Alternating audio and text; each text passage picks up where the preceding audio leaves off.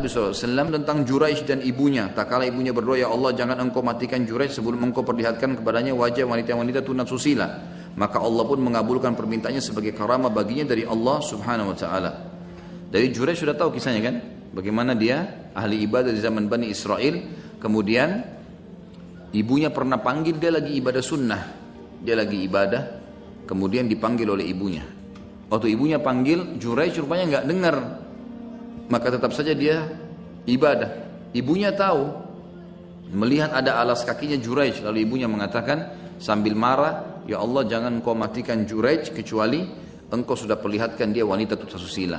Maka dikabulkan doanya. Ibunya orang salihah, tapi subhanallah buru-buru berdoa kepada Allah. Makanya kata Nabi SAW, jangan kalian doakan diri kalian dan keluarga kalian keburukan.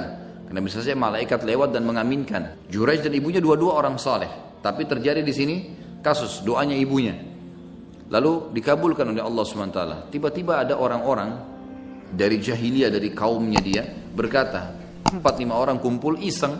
Mereka bilang, siapa yang bisa menetes Juraij nih? Kita mau tes imannya, benar gak dia nih? Salah satu mereka bilang, coba kita tes. Yang paling gampang menggoda laki-laki perempuan. Cari perempuan. Cari perempuan tunasusila, naudzubillah pezina yang dianggap paling cantik, paling hebat menggoda, paling luar biasa, kata-katanya beracun dan seterusnya. Dipanggil, lalu dia bilang, mereka bilang, bisa gak kamu goda Juraij? Kalau bisa, kau minta apa saja kami kasih. Kata dia, baik, saya akan goda. Bahkan saya akan buat Juraij berzina dengan saya. Kata mereka, buat. Kalau kau bisa goda sudah bagus, berzina maka kami kasih lebih besar lagi. Datang ke tempat ibadahnya, perempuan ini masuk. Kemudian tiba-tiba saja dia menawarkan diri, dia memperlihatkan anggota tubuhnya, tapi subhanallah Juraij tidak bergerak. Enggak melihat, enggak ajak ngomong dan mengusir orang itu dari tempat ibadah. Perempuan ini sudah ditunggu oleh orang-orang di depan. Yang jahat-jahat ini yang mau kasih harta. Maka dia mau hartanya, dia juga malu. Dia dianggap selama ini cantik, selalu orang mengejar, tidak ada yang nolak kalau mau berzina sama dia, apalagi dikasih gratis. Juraij tidak mau, diusir malah sama Juraij. Dia keluar. Lalu dia mengatakan pada orang-orang, saya sudah berzina sama Juraij. Untuk membuktikan kalau saya sudah berzina, lihat nanti, saya hamil dari Juraij.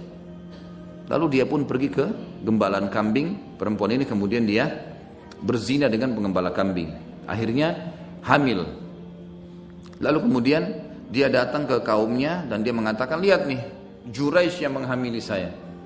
Orang-orang ini tokoh-tokoh masyarakat tadi mengatakan, tuh betul Juraij berarti bohong tuh, apalah segala. Dihancurin tempat ibadahnya Juraij.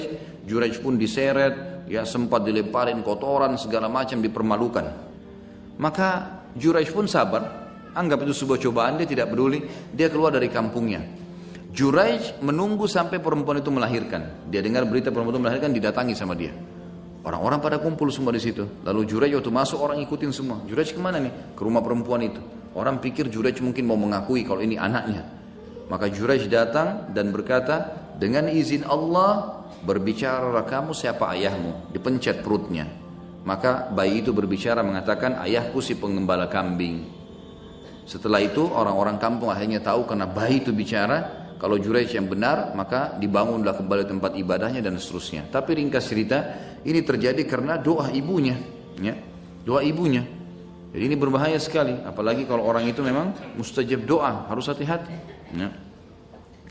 Dan ketika Juraij dituduh, di sini dikatakan bahwa bayi itu adalah darah dagingnya, maka Juraij berkata kepada sang bayi, siapa ayahmu yang sebenarnya? Bayi itu menjawab, ayahku adalah si penggembala kambing. Itu hadis riwayat Bukhari. Bayi itu berbicara sebagai karamah bagi Juraij yang ahli ibadah.